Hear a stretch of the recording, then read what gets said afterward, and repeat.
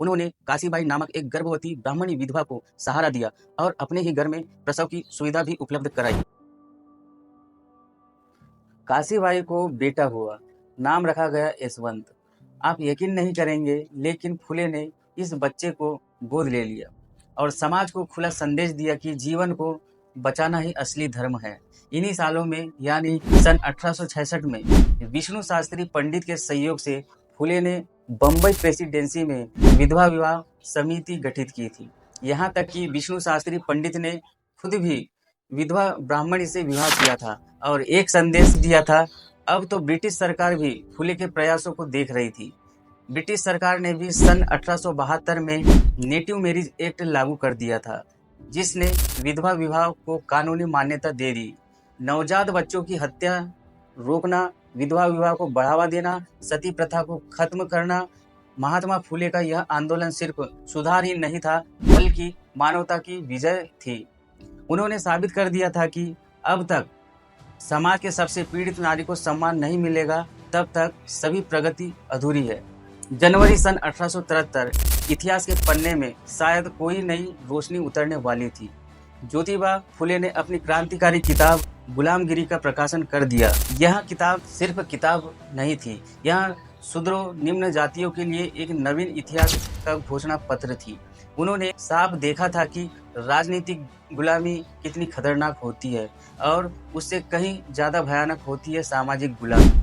उन्होंने फैसला कर लिया था कि अब गुलामी की जंजीरें तोड़नी है और इसी मकसद से 24 सितंबर 1873 को उन्होंने अपने सभी समर्थकों, हितैषियों, प्रशंसकों और अनुयायियों को पुणे के जूनागढ़ के मकान नंबर 527 में एक ऐतिहासिक सभा के लिए बुलाया और यही जन्म हुआ सत्य शोधक समाज का, एक ऐसी संस्था जो समाज में सत्य की खोज करेगी, पाखंड और पंडित पुरोहितों के जाल को तोड़ेगी और हर इंसान को बराबरी का दर्जा दिलाएगी।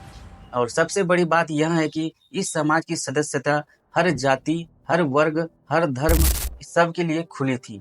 इस समाज के प्रारंभिक सदस्यों में सखाराम, यशवंतराव परांजपे, सदाशिव, गोवंडे, शिवाराम, सखाराम, दातार, मोरे, विठ्ठल भालवेकर, यह सब लोग शामिल थे। यह संगठन उस समय का सामाजिक बम था।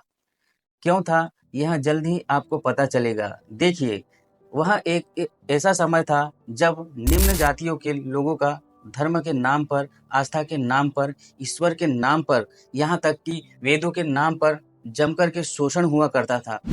और इसलिए सत्य शोधक समाज में ऐसे नियमों और सिद्धांतों को शामिल किया गया जिसमें ईश्वर तो था, लेकिन वह एक ही था। वह मानते थे कि ईश्वर न तो किसी मंदिर में बंद है, न किसी पंडित पुरोहित का गुलाम है। हर जीव में एक समाया हुआ है, वह एक दिल में बसता है। ईश्वर किसी में भेद नहीं करता, न हिंदू में, न मुसलमान में, न ब्राह्मण में, न अछूत। सब के सब उसी की संतान हैं। फूले हिंदू धर्म में बिचौलिए से बहुत परेशान थे, इसलिए उन्होंने कहा था कि देखो, ईश्वर भक्ति अगर आपको करनी है, न तो ईश्वर भक्ति के लिए यहाँ बिचौलियों की आवश्यकता है। ठीक उसी तरीके से, वैसे जैसे आप अपने माता पिता से बात करते हैं तो किसी बिचौलिए की आवश्यकता नहीं पड़ती, ठीक उसी तरीके से परमात्मा से मिलने के लिए किसी पंडित की कोई ज़रूरत नहीं पड़ती। उनका मानना था कि समाज में वेदों के चलते ही जाति व्यवस्था बनी और जाति व्यवस्था के चलते शोषण के रास्ते खुल गए और वेदों को ईश्वर के द्वारा बनाया माना गया। इसलिए समाज यह भी सवाल उठाता है कि क्या यह सारे वेद उचित मार्ग बताते हैं? ब्राह्मणों ने स्वार्थवश इसे फैलाया है, बिना संस्कृत मंत्रों के ईश्वर सुलभ नहीं है। अब सोचिए कितनी निर्भीक सोच रही होगी ज्योतिबा फुले की। ज्योतिबा फुले के सत्य शोधक समाज के साफ साफ लक्ष्य थे, जैसे कि ब्राह्मणवादी मानसिकता और सामाजिक गुलामी को तोड़ना, मूर्ति पूजा का निषेध। यह सब धार्मिक कर्म कांडों के नाम पर ब्राह्मणों का शोषण बंद कराना भी उनका एक उद्देश्य था। इसके अलावा शिक्षा का प्रसार करना, खास तौर से स्त्रियों के लिए शिक्षा के अधिकार की मांग करना, अछूतों का उद्धार करना, छुआछूत को मिटाना, ऐसे तमाम सारे लक्ष्य थे। ज्योतिबा फुले, उनका मानना था कि ब्राह्मण पुरोहित अनिष्ट का डर दिखाकर, डराकर आम लोगों को ठगा करते थे। इस बात को समझने के लिए उन्होंने ब्राह्मणों की चालाकी, किसानों का कोढ़ा तथा गुलामगिरी पुस्तक में विस्तार से लिखा है।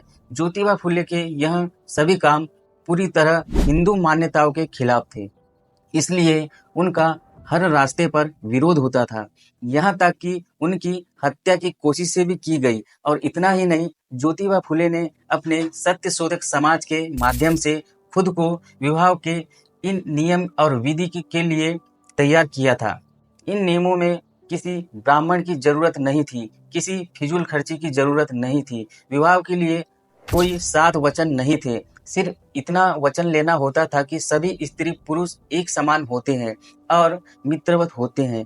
इस समाज इस तरह की विधि का पालन करवाया जाना एक बहुत बड़ा विद्रोही कदम हो सकता था। और इस कदम से ब्राह्मणों ने फुले के खिलाफ मुकदमा दायर कर दिया, लेकिन फुले कभी झुके नहीं, घबराए नहीं और रुके भी नहीं।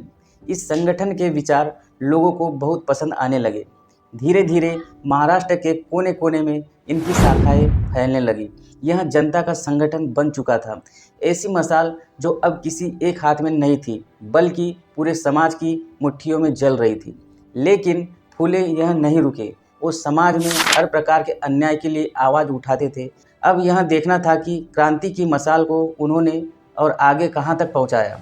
यह वक्त था जब दिसंबर 1874 में महाराष्ट्र के किसानों का विद्रोह उफान पर था। ज्योतिबा फुले खुलकर उनके साथ खड़े हो गए थे और फिर जब वे पुनः नगर पालिका के सदस्य बने तो उनकी नज़र मिल मजदूरों की बदहाली पर पड़ी और उन्होंने देखा कि कारखानों में मजदूर औरतें और यहाँ तक कि बच्चे 14-14 घंटे तक बिना छुट्टी के काम कर रहे थे। ज्योतिबा ने नारायण लाल लोखंडे के साथ मजदूरों को संगठित करना शुरू कर दिया।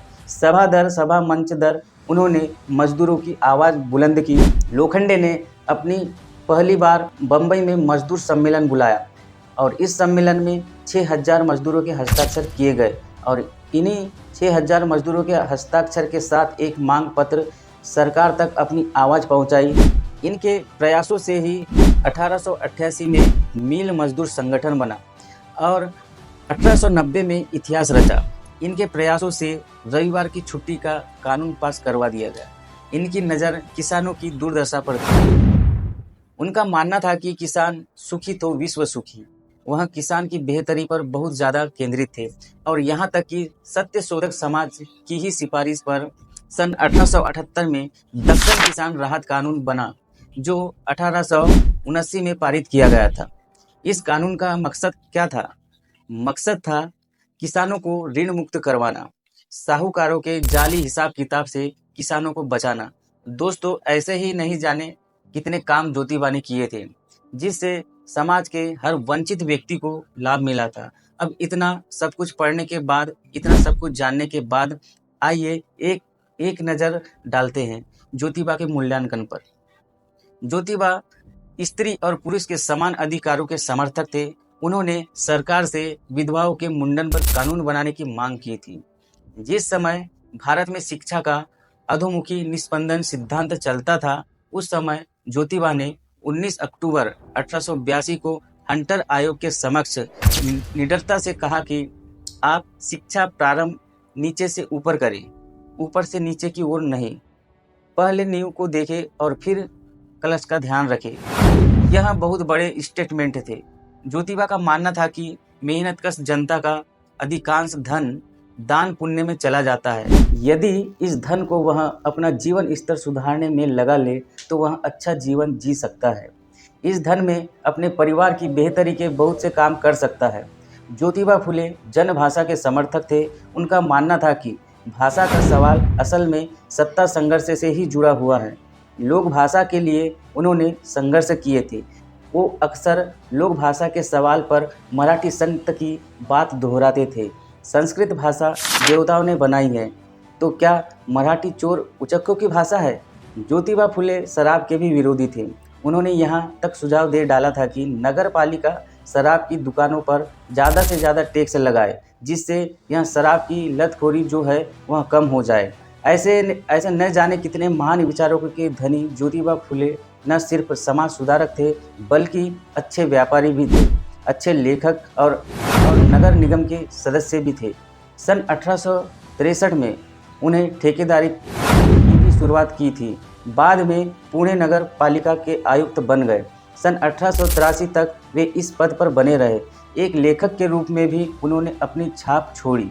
गुलामगिरी और श्वेत करछिया असुर जैसी किताबें आज भी समाज को प्रेरणा देती है। दोस्तों, यहाँ एक और बात समझिए, 19वीं सदी में जब भारतीय समाज बहुत सी बुराइयों से जकड़ा हुआ था, तब कुछ नाम चमकते हुए सूरज की तरह उभरे थे। यह नाम थे राजा राममोहन राय, केशव चंद्र सेन, देवेंद्र नाथ ठाकुर, स्वामी दयानंद सरस्वती।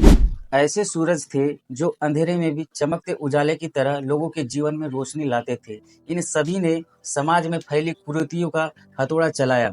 लेकिन एक बात थी, यह सभी समाज सुधारक मध्यम वर्ग या उच्च नीच की दीवारों के बराबरी हिस्से से आते थे, इसलिए उनकी रोशनी भी वहीं तक सीमित रही थी। लेकिन ज्योतिबा फुले यह वह नाम था जो समाज की सबसे गहरी खाई में उतर चुका था। फुले खुद उस समाज से थे जिसे सदियों से पैरों तले कुचला गया था, इसलिए वह इन वर्ग का दर्द अपमान शायद दूसरों से ज़्यादा बेहतर समझते थे। फुले की क्रांति सिर्फ सुधार नहीं थी, यह थी समानता की क्रांति। इसलिए उनके संघर्ष और योगदान को सलाम करते हुए बम्बई के समाज सुधारक विट्ठलराव कृष्णाजी वंदेकर ने उन्हें महात्मा की उपाधि दी थी।